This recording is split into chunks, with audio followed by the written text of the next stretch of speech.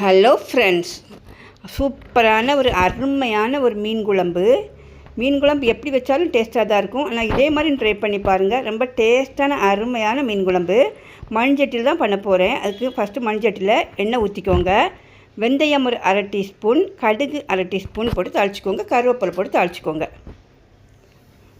அப்புறமா அதில் ஒரு பெரிய வெங்காயம், ஃபஸ்ட்டு நான் பெரிய வெங்காயம் தான் யூஸ் பண்ணுறேன் வதக்கிறதுக்காக. பெரிய வெங்காயம் ஒன்று போட்டு கொஞ்சம் வதக்கி விட்டுக்கோங்க. தக்காளி பெரிய தக்காளியாக இருக்கிறதுனால 2 தக்காளி யூஸ் பண்ணியிருக்கிறேன். நீங்கள் மீடியம் சைஸாக இருந்தால் 3 போட்டுக்கோங்க. மீன் குழம்புக்கு தக்காளி கொஞ்சம் அதிகமாக போட்டால் கூட நல்லா தான் இருக்கும். அதோட 2 பச்சை மிளகாயும் கட் பண்ணி போட்டு நல்லா கொஞ்சம் வதங்கி வரட்டும். ஒரு பெரிய முருங்கைக்காய் ஒன்று போட்டிருக்கிறேன். நீங்கள் முருங்கைக்காய் போட்டால் இதுக்கு நல்ல டேஸ்ட்டாக இருக்கும். மீன் குழம்புக்கு மாங்காய் போடுற மாதிரி முருங்கைக்காய் ஒன்று கட் பண்ணி போட்டுக்கோங்க. அப்புறமா இந்த சைஸில் புளி, ஒரு சின்ன எலுமிச்சம்பழம் சைஸில் புளியும் கரைச்சி உள்ளே ஊற்றிக்கோங்க. நம்ம தக்காளி போட்டிருக்கிறதுனால புளி பார்த்து போட்டுக்கோங்க.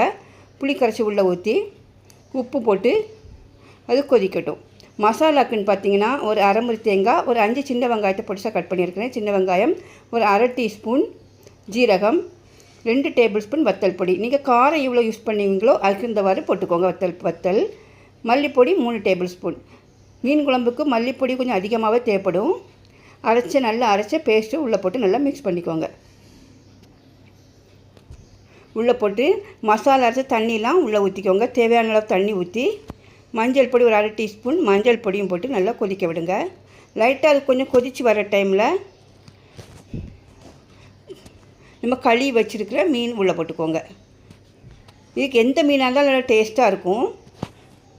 மீன் உள்ளே போட்டு மீன் நல்லா போட்டு நல்லா ரொம்ப போட்டு மிக்ஸ் பண்ணாதீங்க. கொஞ்சம் அப்படி கொதித்து வர டைமில் ஒரு மூடி போட்டு அதை மூடி வச்சுக்கோங்க. மூடி வச்சு கொஞ்சம் அப்பப்போ திறந்து பார்த்துக்கோங்க. நல்ல எண்ணெய்லாம் பிரிஞ்சு சூப்பரான ஒரு அருமையான மீன் குழம்பு கிடைக்கும் ஃப்ரெண்ட்ஸ். இதுக்கு மாங்காய் போட்டால் ரொம்ப டேஸ்ட்டாக இருக்கும். நான் முருங்கைக்காய் மட்டும் போட்டிருக்கிறேன். ட்ரை பண்ணி பாருங்கள். இதே மாதிரி மண்சட்டியில் பண்ண மீன் குழம்பு செம்ம டேஸ்ட்டான மீன் குழம்பு. பிடிச்சிருந்தால் லைக் பண்ணுங்கள். நம்ம சேனலை சப்ஸ்கிரைப் பண்ணிக்கோங்க ஃப்ரெண்ட்ஸ். ஓகே, பாய், தேங்க்யூ.